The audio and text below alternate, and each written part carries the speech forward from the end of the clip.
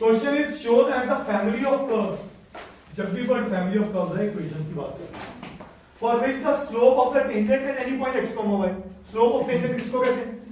dy dx किसको कहते हैं? तो वो कह रहे हैं dy dx is equal to x square plus y square upon 2x is given by this. तो आपको एक्चुअली वहां से डिफरेंशियल इक्वेशन यहां तक लेके आना है क्वेश्चन, ठीक है? ठीक है, at any point x, y, ठीक है?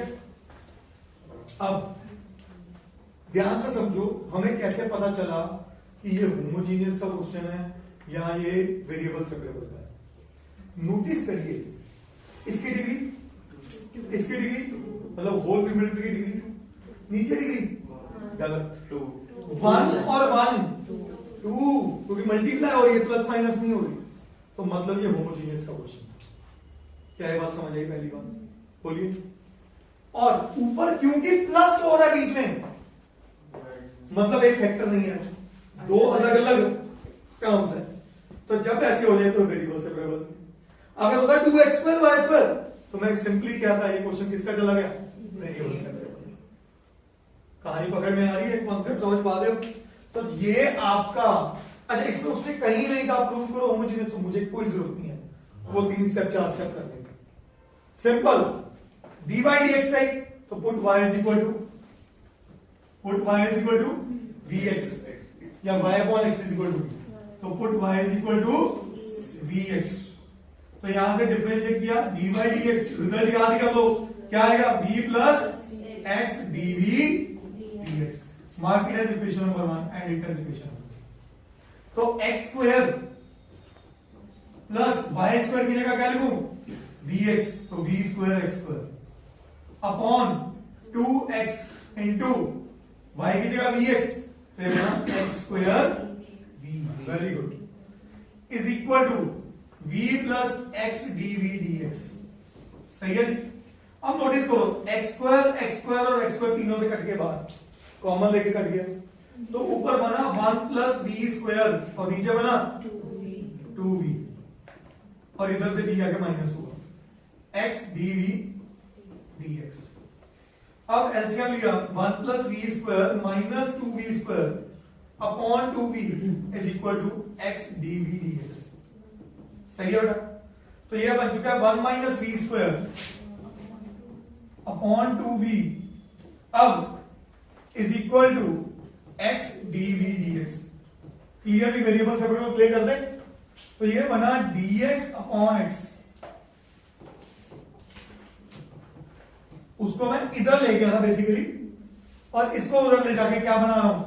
2v dv upon 1 minus. अब देखो मन में सोचो, 1 माइनस v स्क्वायर का t पुट करो, 2v और नेगेटिव ऑफ 2v, यस और नो? बोलिए। तो ये बना माइनस ऑफ ln t, समझेगा नहीं? माइनस बाहर है, ठीक है?